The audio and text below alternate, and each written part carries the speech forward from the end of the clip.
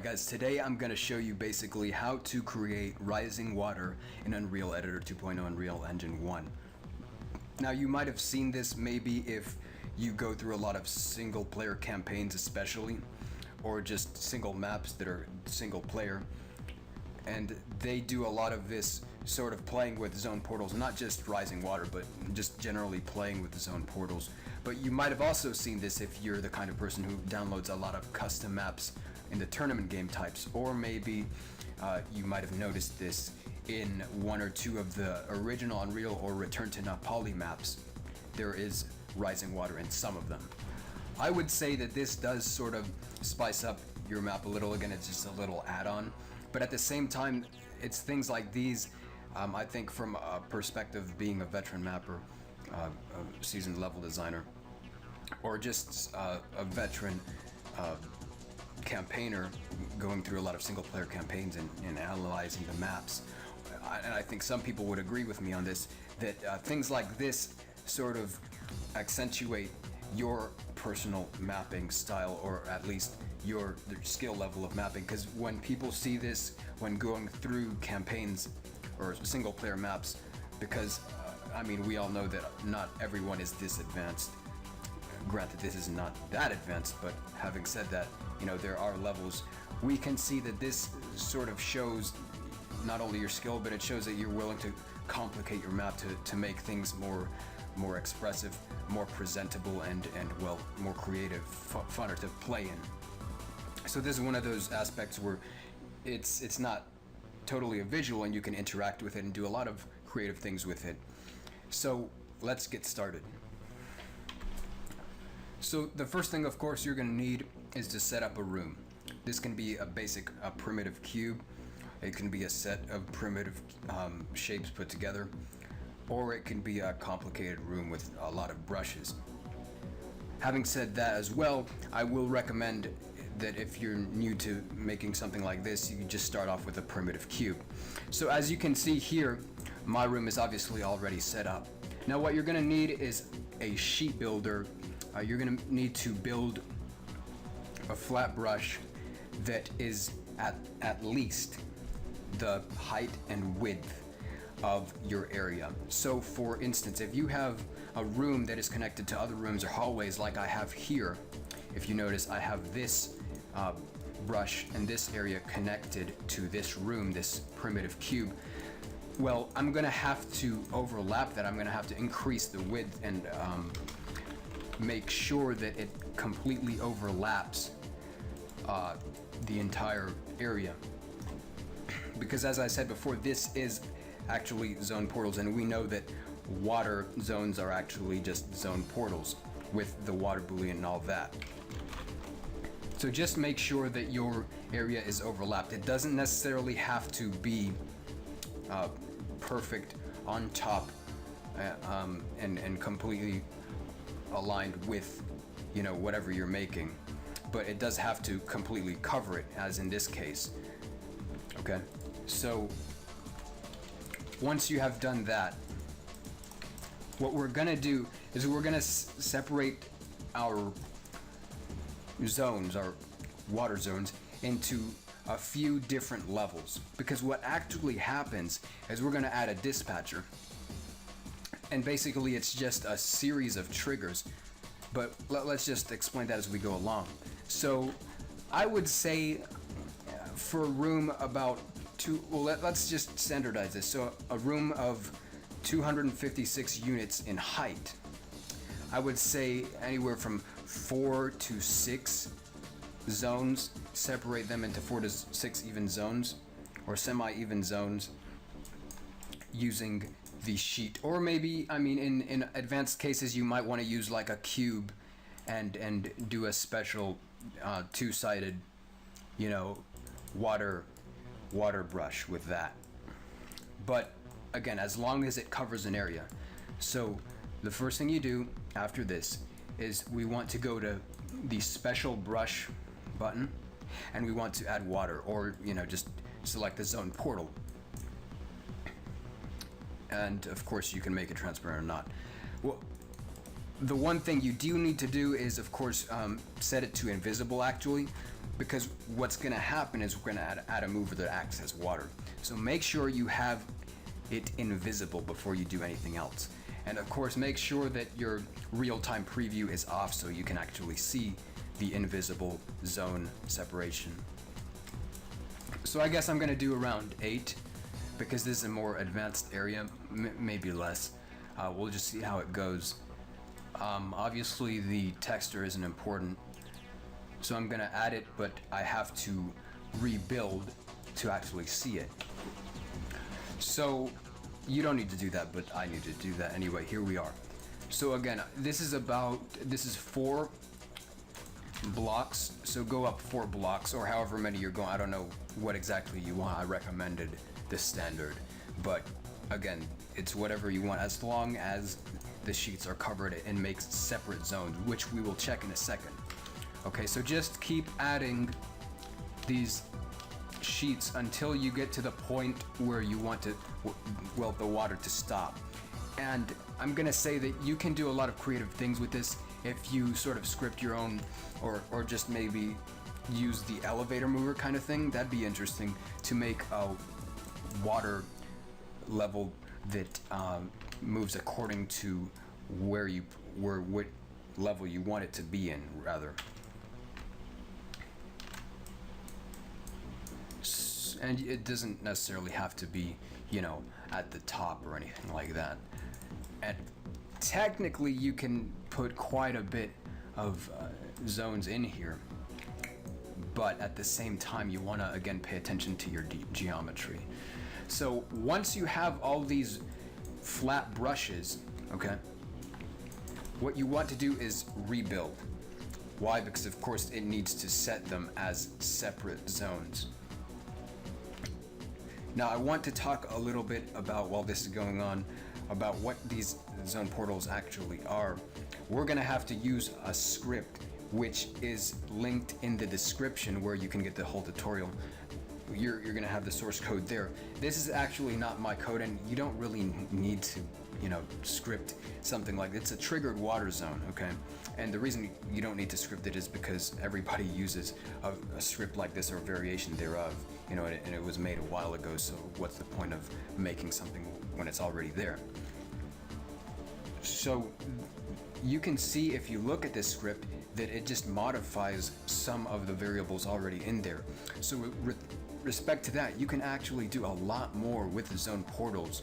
Anything from, say, dynamic skyboxes that, you know, maybe changing skyboxes in the same map and things like that, by just scripting a triggered zone portal or some way to change the zone portal and its variables.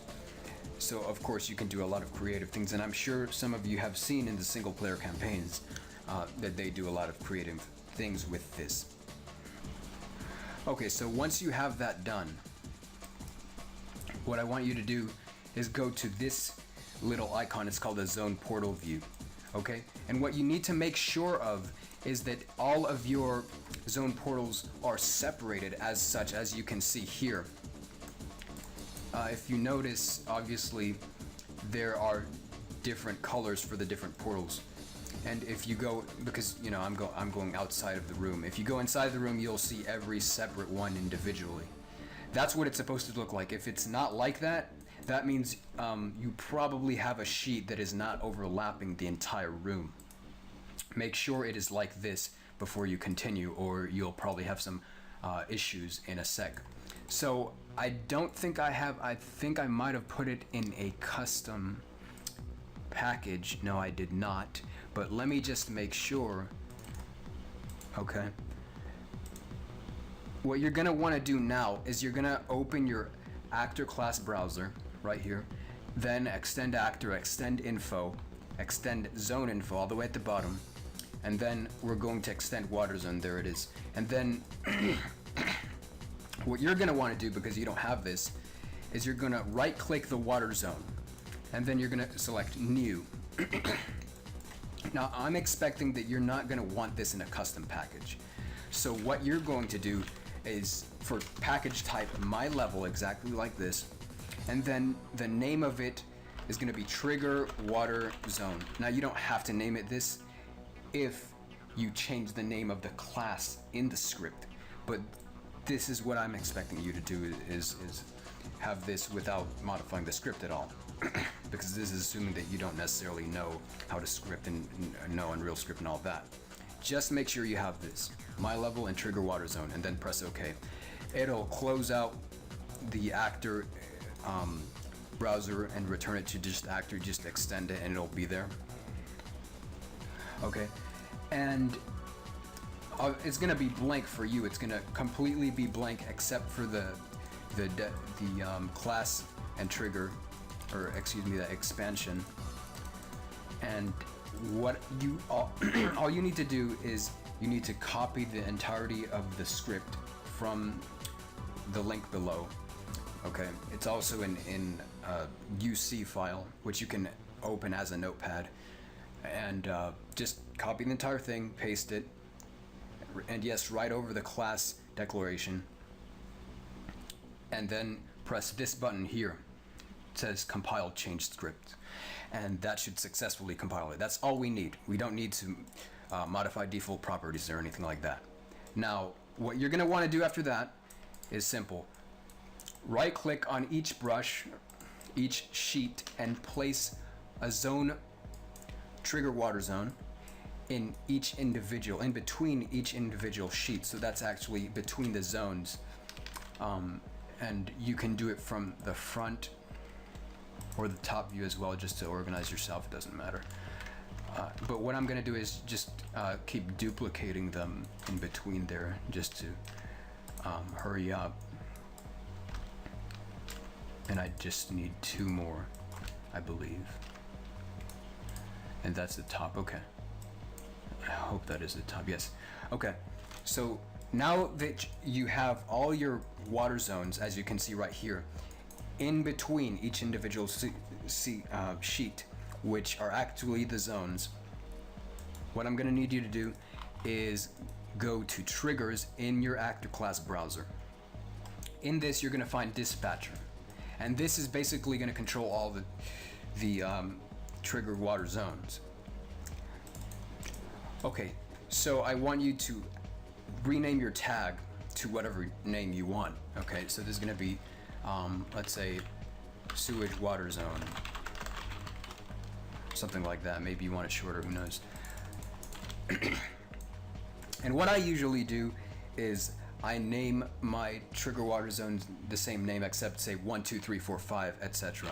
So I'm gonna put SWZ1, okay, and just copy them down, and then I'm going to rename all of them, or renumber them.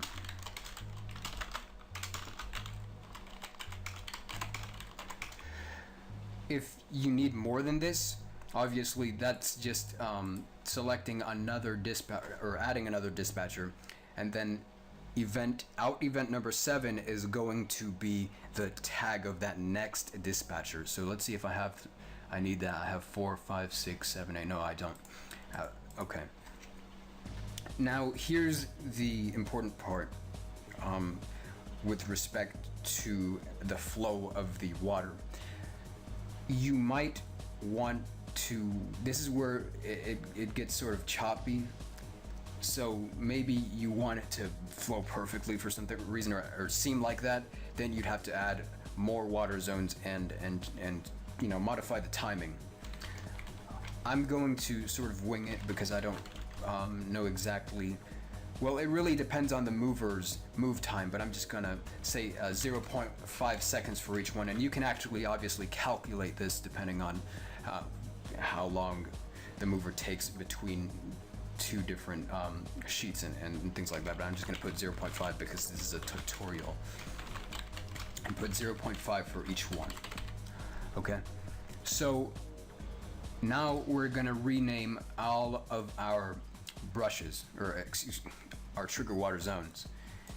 And what you want to do is, if this is water going down, of course you're going to name it, or the top one you're going to name SWZ1, and we're going to set this to a water zone or not. So let me just make sure. Okay, so this is true. And I just want to make sure that yes. In the case of you wanting rising water going up instead of going down, you're going to select all of your trigger water zones, and you're going to go to B water zone boolean, set it to false. Okay. If you're wanting water that starts from the top and it's going down, then you don't need to do that. It's already there. Okay, so then you go to your tag, name it according to what you want. So I want rising water. I'm gonna name all of them from 1 to 8 going upwards. And of course you probably understand the logic behind this is going to be rising water that's going to trigger according to the time, and I mean we're good with this. Of course now we just need a trigger to trigger it all. However, obviously we don't have the actual visual yet, but we're going to get that in a sec. And of course you can sort of vary it. If say you want sort of a more realistic look to it, you can like add more movers and say if the water's coming out here, you know, it can come up and then go down with other movers and then come up again. It's whatever you want, but this is just a tutorial, so this is going to be simple. Now I'm going to go to advanced and I'm going to set my B hidden to false because I want to see this. I'm not going to use a button for it yet or anything like that. This is just a tutorial again. And I'm going to set it to trigger once only. Now in the cases where you don't want that and you want it to trigger again and again going up and down maybe, you know, you can of course not set that and set a retrigger delay on that, and we don't need to do anything here except match the tag with the event. So in the event, of course, you put the name of the dispatcher, and obviously you should see the connection there. So once this triggers, this is going to also trigger. Now you generally want your mover to be the same dimensions as the sheets. So I'm gonna use my mover and I'm going to create a flat sheet for this. You don't need to add any special movers or anything like that, just a mover. And of course if you want translucent water, obviously you just select the water to be translucent and just click the mover button. I'm gonna go to mover, show polys because I want a texture. Okay, and it's not showing because it is one-sided, I believe. And I suppose that's not necessarily a problem. We can deal with that in a sec. Okay, so I've added my mover, and then I went and right-clicked on the mover, show polys, and then you obviously see the default texture, whatever texture you were selecting. I'm gonna just use a basic water texture. I'm opening Liquid's texture pack. It's a default texture pack, and just select whatever, doesn't matter for now. You can of course select translucent. In the cases of water that is not there yet, that is if you want your mover to be completely underground and then come up, the water is obviously not going to show, or not going to show correctly if flags are not selected for it. You can do this one of two ways. You can either go to your mover properties and set B dynamic light mover to true, or of course you can go to the surface texture and select unlit, and this will of course unlight the texture, which I wouldn't do. I would prefer the former method because it sort of looks weird unless you have a very lit room. In that case I guess it's fine. In this case I'm just going to set it to unlit just because, well, everything's going to be unlit anyway, but this is just to show you, again, this is a tutorial, we're being basic. Okay, so now that you have this is just setting the texture, this is just the visual. Go ahead and compile again. Now, like I was saying before, there are cases where you can use very complex brushes. In fact, I've created areas where there are zone portals on different ends of the room, and then numerous zone portals that are acting as the levels of the water. In that case, it's difficult, especially in cases where it was actually two warp zones on either side and then a level of water in the middle, and they were all, touching. You have to pay attention to what in the room can be clipping that, because very often in cases of very complex or very odd cases of playing with zone portals, you get a lot of cuts, and you have to pay attention to what might cut the area of the room, have a BSP cut, what might make a Hall of Mirrors effect or something like that, and set up your room, set up the geometry such that it doesn't do that.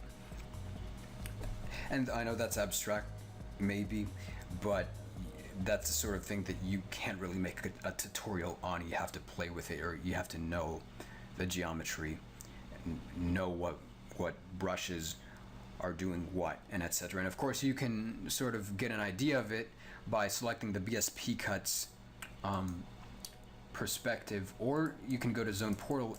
It also has the BSP cuts, if you notice the different shades of the same thing. Well, granted, that's not entirely the cut, but as you can see, this is a horrible cut right here. But again, and you see, in fact, I think that's a cut right there, yeah. So again, I'm gonna go back obviously and fix it. All of this is fixable, but that's just for you to know. Now that we have that, obviously we have to set our keyframe for the water. Now, as you saw, this water was already there. I'm gonna lower it actually a little bit. This water was already there. I'm not gonna create an initial zone portal for this, because again, this is just a tutorial, and you might notice that it's somewhat of a wide separation between the levels. That might look choppy, it might not, we'll see. But again, this is a basic mover. This is not an elevator mover or anything. We're gonna go to move, right click on the mover, go to movers, key 1, and then move your mover up to wherever you want. Of course, it has to be somewhere up here because we're triggering all of these zone portals, right? So it has to be somewhere up here. It doesn't necessarily have to be at the above the last level, because that's the top level. But it does have to look sensible with respect to that. And I do want it to completely fill the room too, so I'm going to put it at the very top of the room. Now, I'm not going to say that it's going to be perfect, because I only set it to 0.5 per level. So you might have to, go back to your mover once you have everything set up and change the times and everything and calculate what you need. This is a move time of 1. So it's going to go to keyframe 1 in 1 second. And obviously, how many seconds do we have here? We have 4 seconds.